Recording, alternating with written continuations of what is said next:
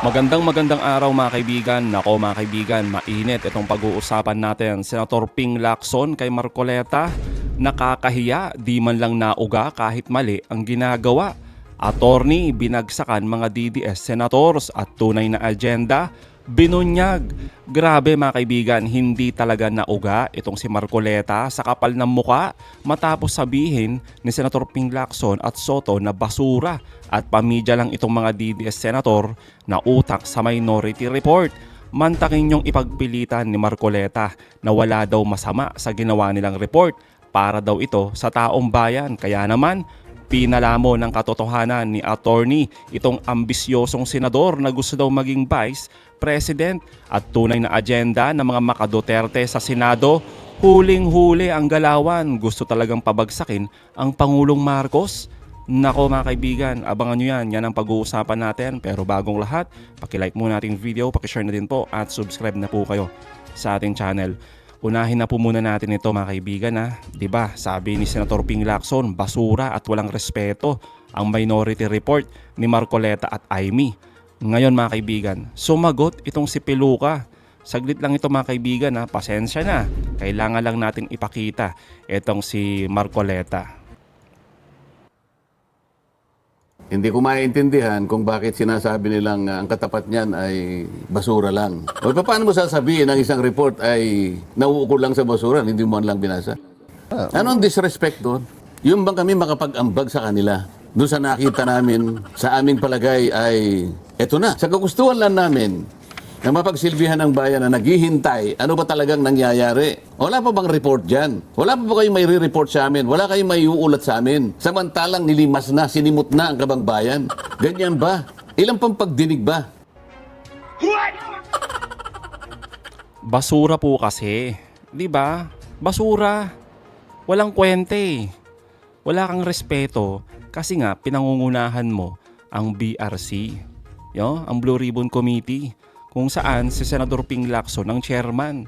Tapos ikaw, eto, nagpi-feeling chairman ka pa din. Ayon kay Senator Ping Lacson. Tapos gusto mong makatulong, abay maganda yan. Sana, 'di ba mga kaibigan, kung walang bahid ng pamumulitika. Yung mga pakay nyo. Gumawa ka ba naman ng report tapos wala yung mga kaalyado ninyo? Samantalang dinawit naman sila sa malawakang korupsyon. At mga kaibigan sinabi ni Senator Marcoleta na itong report nila ay galing din naman sa mga hearing. Sa hearing, di ba kaliwat kanan, dawit yung mga kaalyado mo, tapos sa report ninyo wala, parang absuelto? Ang galing, di ba mga kaibigan? Kaya naman mga kaibigan, heto, sinagot at binunyag ni Attorney Castro itong mga agenda ng mga maka-Duterteng senador. Okay mga klik, kahit naman si Senator, dating Senator Drilon, sinabi niya may procedure. Tama. May procedure, di ba? Kung meron kang mga gusto na ilagay sa report, kasi hindi pa naman tapos di ba? Kung meron kayong gustong ilagay sa report, isama na lang. Huwag yung pangunahan. Yun yung point. Yun yung respeto nila na hinihingi ni Senator Ping Lacson. Kasi hindi pa naman siya gumagawa, di ba? Kung meron kayong observation, edi pwedeng isama doon sa magiging report. Pero, sabi ko nga, ang basa ko dito, mga kaklir, gusto nilang pangunahan kasi para ipakita nila sa tao na hindi maganda yung pagkakagawa ng hearing, meron parang kinikilingan kasi yung gusto nilang i-push na isang tao ang mapagbintangan dito at maituro, hindi makaalagwa, tapos wala naman din sila ebidensya, diba? Yun na nga. So dahil hindi sila makaalagwa, dahil wala maipakitang ebidensya, may sapat na ebidensya, sinasabi ngayon nila dito na hindi sufficient yung paghihiring, di ba? Kasi dati na sinabihan ni Senator Amy, itong si Senator Ping, hindi naman diretsahan, pero sinabi niya, hindi sila pinatatanong doon sa mga malalaking isda, di ba? Si Mastermind, di ba? Hindi daw napapanagot. Ano sabi ni Senator Ping Lacson? Hindi ka kasi umaaten. Di ba? Para makapagtanong ka. So, ang tanong natin, umaten nga ba si Senator Amy? Wala. Di po ba? Wala, hindi umaattend yan. Parang si Bato. Laging wala. Laging absent. Parang si Sara Duterte Laging wala, nasa dahig. Di po ba? Di ba? Sinabihan na itong si Manang Aimee, mga kaibigan eto, iniinsulto niya ang Blue Ribbon Committee. Ina-undermine niya ang integridad ng committee na member din naman siya doon. Bakit di siya mag-attend at tanungin niya? Pero wala, mga kaibigan Mas inuuna pa talaga nila ang magpamedya. Feeling kasi ni Marcoleta at ni Aimee, sila yung paniniwalaan ng taong bayan. Kaya ganun na lang, mga kaibigan. Since walang ebidensya, abay takpo tayo sa harap ng kamera, magpamedya tayo. Ganun ang galawan, mga kaibigan, di ba? Mabahong dilis. Ay nako talaga. So, ang mangyayari dito, mga kri, parang yung dating ginawa, Senator Aimee do sa hearing kay dating Pangulong Duterte pagdating sa ICC, ganon. Gusto lang mag-create ng impression sa tao kahit hindi pa tapos yung hearing. Correct. Mag-create ng negatibo. That's the way. Yun ang opinion ko, ha? Magkaroon ng negatibong opinion dun sa ginagawa ni Senator Lacson. Na kung tutusin, siguro kung siya pa yung senator, kung sila ang chair ng Senate Blue Ribbon Committee, baka hindi ganito, mas maayos, mapapanagot talaga yung dapat managot. So dito, ang lumalabas is parang hindi mo na pinapanagot yung dapat managot Pero di ba, ang sabi ni Senator Ping, labas nyo kasi yung ebidensya. Umating kayo ng hearing. Ayun yun. So, meron silang gustong puntiryahin, kaya lang walang ebidensya. Nakakatakot talaga, mga kaibigan, pag sila yung nakaupo dyan sa Blue Ribbon Committee. Buti na lang talaga pinalayas si Marcoleta. Hindi po ba? Kung hindi, abay naloko na. Isipin ninyo yung report nila, hindi base sa ebidensya, kundi sa kanilang naratibo lang na pabor sa kanilang amo. Di ba? Umpisa pa lang Alam na nila kung sino agad yung mastermind. Di ba? Tinuturo nila si Speaker Romualdez. Dating Speaker Romualdez. Umpisa pa lang, wala pang hearing. Alam na agad nila. Doon na nila bubuin, mga kaibigan, yung naratibo nila. Tapos sabay maglalabas sila ng ganito, minority report na pangbasura. Di ba? Yun naman talaga, mga kaibigan yung kanilang dyan, pinaka-script. Ang ituro, ipakulong si dating Speaker Romualdez patungo kay Pangulong Marcos. Di ba? Huling-huli, sabay ipapa-impeach ang Pangulo dahil daw sa malawakang korupsyon ngayon. Ngayong panahon ni Pangulong Marcos. Grabe, mga kaibigan, ang tindi talaga no? Yung script, basang-basa, mga kaibigan, pambasura talaga. Doon nagkakaroon ng pagkakaiba. Yes, may korupsyon kasi nung nakaraang administrasyon, mas malaki yung korupsyon. Ghost projects as early as 2020.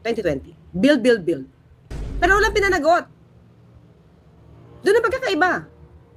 Dito, ang Pangulo, halos 2.5 years, magti 3 years sa posisyon, pinaimbestigahan. Ang dating Pangulo Duterte. 2016 siya, no? 2016, 2028, 17, 18, 19. Ika-apat na taon na discovery may ghost projects. Nagpa-imbestiga ba? Hindi. Kaya hindi pwedeng magmalinis dito ngayon yung mga nagpapaka malinis. Kung sila'y tumahimik sa ghost projects ni dating Pangulong Duterte. Di ba? Hindi pwedeng magpakita sila na we want this government to be cleaned from corrupt officers. At hindi nyo rin ginawa noong nakaraan. Nagpasimula ang Pangulong Marcos Jr. Totoo naman, di ba, mga kaibigan? Ang iingay nila, na akala mo talaga sila yung mga tagapagligtas. Di ba? Akala mo talaga mga anti-corruption champion no? Pero tahimik sila sa kabalbalan ni Sara Duterte. Kaya kitang-kita yung pagiging hipokrito ng mga to, mga kaibigan. Kala mo naman, maluloko nila yung mga karamihan sa ating mga kababayan. Yes, mga kaibigan, may naloloko pa rin sila. Ito yung mga nakikita natin na sumasamba sa karton. Diba? Yung sumasamba sa karton na parang kulto, no? Medyo mahirap pong baguhin ang mga utak ng mga yan. Oo. Pero ako naniniwala talaga, mga kaibigan, ang dami na po na nagising sa katotohanan. Pero yung iba, sabi nga natin, pag may nakita kayo na sumasamba sa karton, naku, mahirap pong yan. Baguhin yung mga utak ng mga yan. Oo. Diba? Kayo sabihin na, papalag may impeachment, ayaw namin ng korupsyon. Kayo yung dating mga enabler Yung dating Pangulong Duterte. Enabler Totoo. kayo. Hinayaan nyo yung build. Ghost Projects 2020, binanggit niya na. May nag-imbestiga ba? Diba? Enabler kayong iba dyan. Wag maglinis. Ang daming korupsyon na nakaraan. Hinayaan nyo. Totoo naman mga kaibigan, inamin yan ni dating Pangulong Duterte. Sa panahon niya, matindi ang korupsyon. Lalo na sa DPWH dahil nga daw sa mga ghost projects. Totoo po yan. Ito po yung source natin dyan. Yan. O diba? Sabi ni Duterte, rampant daw ang ghost projects sa DPWH. Tapos ang kanyang sekretary, walang iba kundi si Mark Villar. Ang pinakarakit daw dyan ay yung ghost project. Karamihan daw ay mga regional director. Ipapalabas nila na may project pero wala. Kaya ghost projects. Alam na alam po yan ni Duterte. Pero wala din siyang ginawa. Pare-pareho lang sila mga kaibigan. Magaling lang umarte at mukhang matino dyan sa harap ng camera. Diba? Puro optics. Oo. Sabay sabi ni Duterte mga kaibigan na hindi daw kayang mangurap ni Mark Villar. Bakit daw? Kasi nga daw mayaman na, bilyonaryo na. Oo, tulad daw ni Bongo na simple lang pero bilyonaryo.